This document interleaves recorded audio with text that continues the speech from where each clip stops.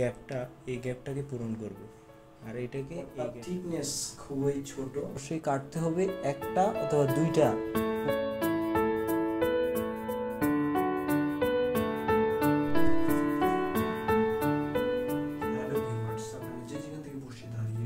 আমার এই ভিডিওটি দেখছেন আপনাদেরকে জানাই আর বাংলা বনসাই ইউটিউব চ্যানেলের পক্ষ থেকে অভিনন্দন এবং শুভেচ্ছা। আপনারা যে গাছটি দেখতে পাচ্ছেন এটা হচ্ছে অশ্বত্থ বট। আমরা আমাদের বাংলাদেশে গ্রামগঞ্জে প্রায় এই গাছটি যেখানে সেখানে দেখতে পাই।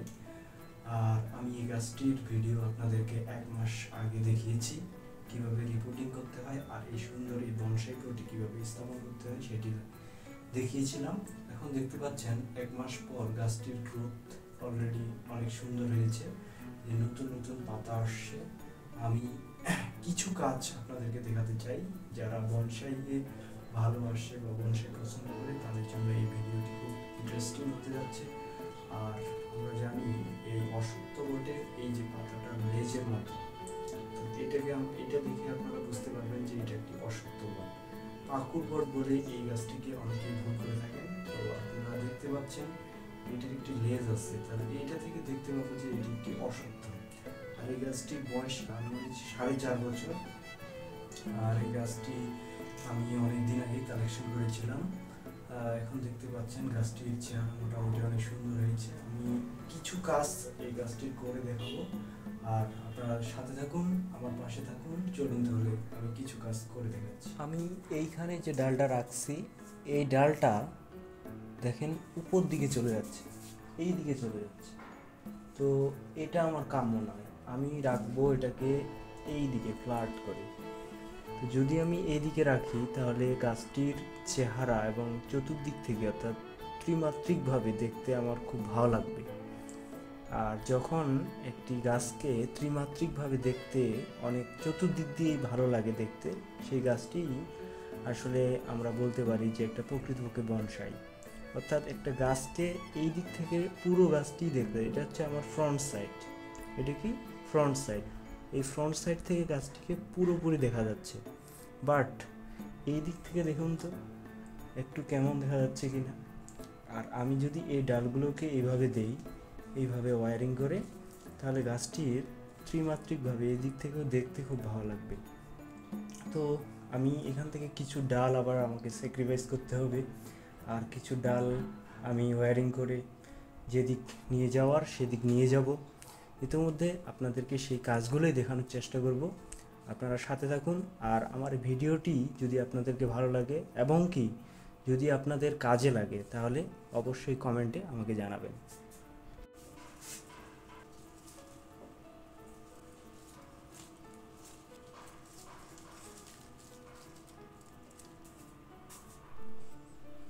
আমি প্রয়োজন অনুসারে এই দুটি ডালে ওয়্যারিং করেছি ইতিমধ্যে, দেখেন আপনাদেরকে কিছু অংশ দেখালাম। আর দেখতে পাচ্ছেন এখন গাছটির ডালগুলো আমি এদিক দিয়ে রেখে দিয়েছি, কেননা এই যে এই ডালগুলো এই জায়গাটাকে এই গ্যাপটাকে পূরণ করবে, আর এটাকে এই গ্যাপটাকে পূরণ করবে। অর্থাৎ সূর্যের আলো যদি পড়ে ডিরেক্ট এই পাতাগুলোতে গিয়ে পড়ে যাবে, ফলে এই পাতাগুলো খুব সুন্দরভাবে এনার্জি পাবে এবং বড় হবে। তো আপনারা ইতিমধ্যে আরেকটি ডাল দেখুন, এই ডালটি এই ডালের তুলনায় তুলনামূলকভাবে বড়। এই যে দেখুন, এইগুলোর থেকে এই ডালটা খুব দ্রুত বাড়তেছে। তো আমি যদি এটাকে এখান থেকে কেটে দিই তাহলে এই ডালগুলো খুব দ্রুত বেরিয়ে আসবে। অর্থাৎ আমার চাই এই জায়গাটাকে ফিল আপ করা। দেখুন তো এই ডালটার কারণে, অর্থাৎ এই পাতাগুলো অনেক লম্বা লম্বা এবং বড়, এই ডালটার কারণে পিছনের ডালগুলোকে আর দেখা যাচ্ছে না। তো আমি কাজ করব কি, এই ডালটার কিছু অংশ আমি কেটে দিব, অর্থাৎ এখানে আমি কেটে দিলে এই ডালগুলো খুব দ্রুত বেরিয়ে আসবে।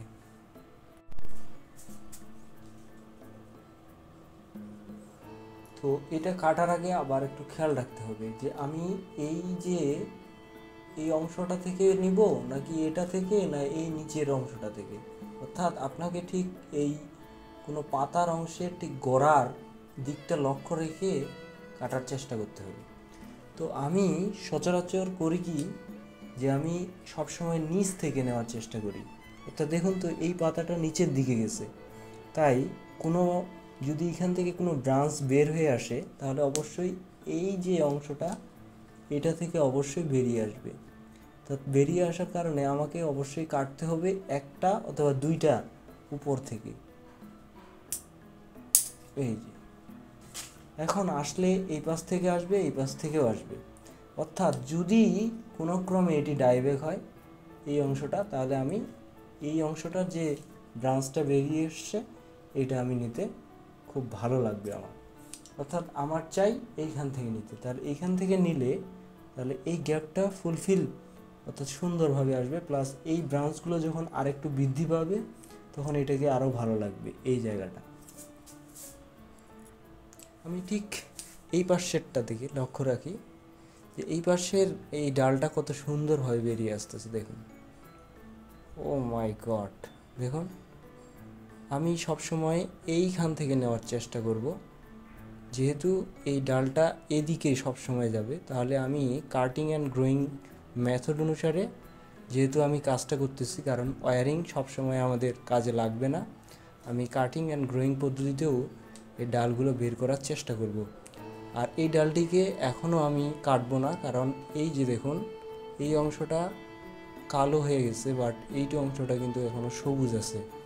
তো যতদিন ধরে এই অংশটাও এরকম সবুজ অংশটা কালো হবে না অর্থাৎ গাঢ় হবে না, ততদিন ধরে আমি এটাকে অর্থাৎ আরও বড় করব। এখানে কেটে দিই। গুড, দেখুন এই পাশ থেকে একটা বেরোবে, এই পাশ থেকে যদি কোনো ক্রমে এই পাশ এইটা মিস হয়ে যায় তাহলে আমি এই পাশ থেকে নেব।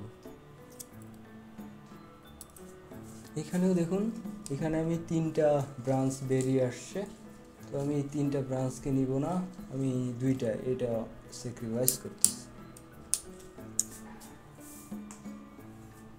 স্যাক্রিফাইস করলাম, পাশাপাশি আমি এটাকে সুন্দর করে প্রুনিং করে দেব।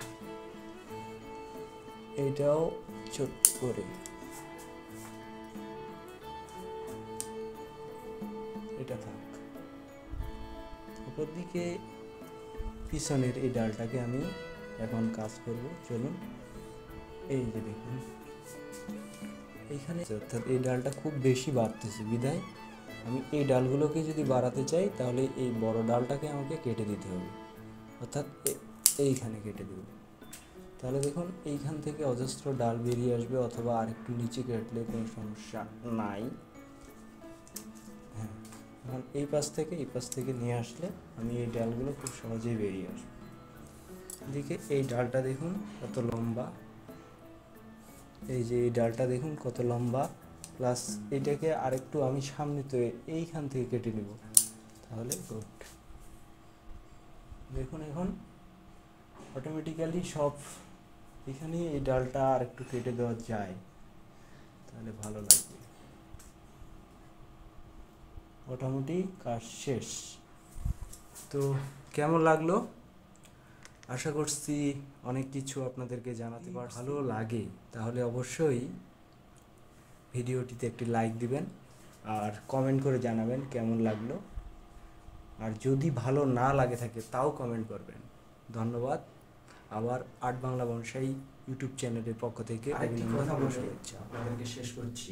আমি ঠিক পটটার উপরে এই মোটা কাপড়টা দেওয়ার কারণ এই পটটি দেখুন অনেক একটা স্লো পট, অর্থাৎ এই পটটার থিকনেস খুবই ছোট। আর এটি যদি আমি সরাসরি সানলাইটে রাখি তো এখানে সরাসরি সানলাইট আসলে পরে খুব সহজেই এই মাটিটা শুকে যায়।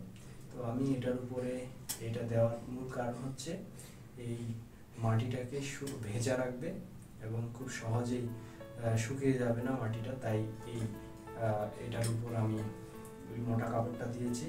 তো এই কারণটাও অনেকে জানতে চেয়েছেন যে কেন আপনি মোটা কাপড়গুলো দিচ্ছেন। তো এটা দেওয়ার একটাই কারণ, একটু আগে